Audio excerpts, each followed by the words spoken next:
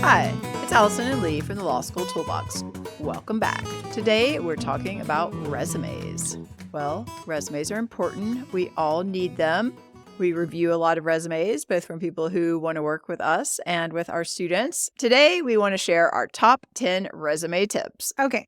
Number 3, which I think comes up a lot for folks, especially people who've maybe taken a gap year or, spent some time kind of outside of having a typical job, is you have to explain gaps in your resume.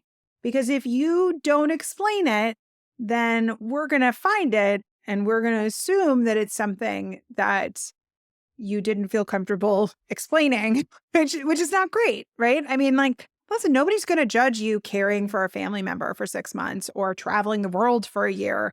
If you can talk about why you did it and that it was something planned, no problem, right? But if I don't know what that is, then it just looks like you're trying to pull a fast one on me. And again, I'm not going to hire somebody who's trying to see if I can catch them hiding something. Yeah, and I think this has to do with a lot of dates. Sometimes people leave dates off a resume. I think there are ways to finagle dates. You could use a year versus a month. Probably nobody's going to glance that much at. Or summer.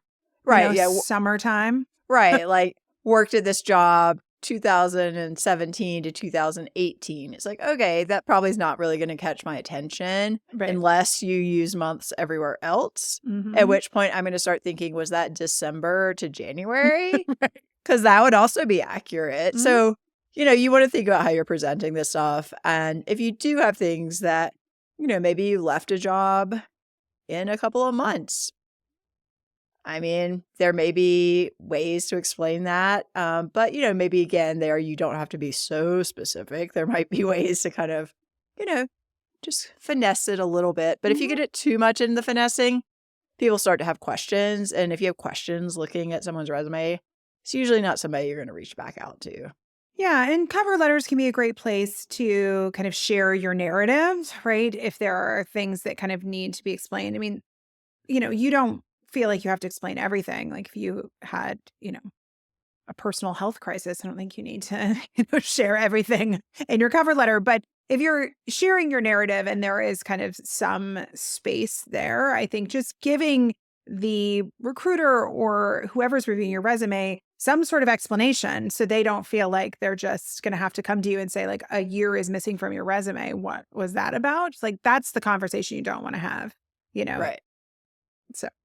Yeah, I remember my co-clerk asking the judge that we worked for towards the end of our clerkship. So, you used to be like a, law firm partner. If you saw that somebody had taken a little bit of time after their clerkship to become a ski bum, would you still hire that person? And he kind of looks at her and says, well, I would definitely want to have extra time to talk with them. So in the end, she did not decide to become a ski bum that winter.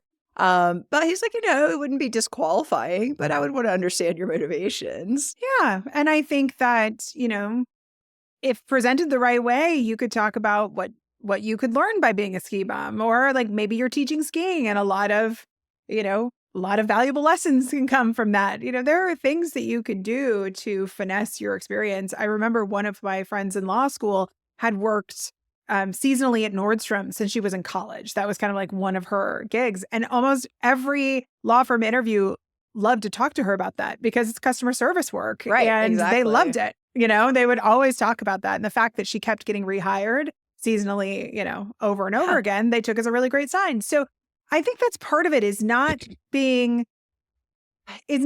trying to hide your story. It's about trying to make your story work for you. This is your authentic story and your narrative, and it's all about your elevator pitch and why, all of your experiences make you a great candidate. If you're trying to hide something, then I think it comes out that, you are what you're hiding, and that's just not true. Life is more complicated than that. Yeah. And if you can't stand behind the choices you've made, it's like you've got to find a way to come to peace with them, because otherwise you're not going to be able to present this in a way that makes sense. And yeah, customer service work is great. I've worked other places where they always looked for someone being a barista or a waitress or something in college, because how to interact with people. That's what we're looking for. Yeah. And angry people usually, which is part true. of it. Very true. Very true. If you enjoyed this video, please take a second to give us a like and leave a comment. And be sure to subscribe so you don't miss any future content. If you have any questions, feel free to reach out to us at lawschooltoolbox.com.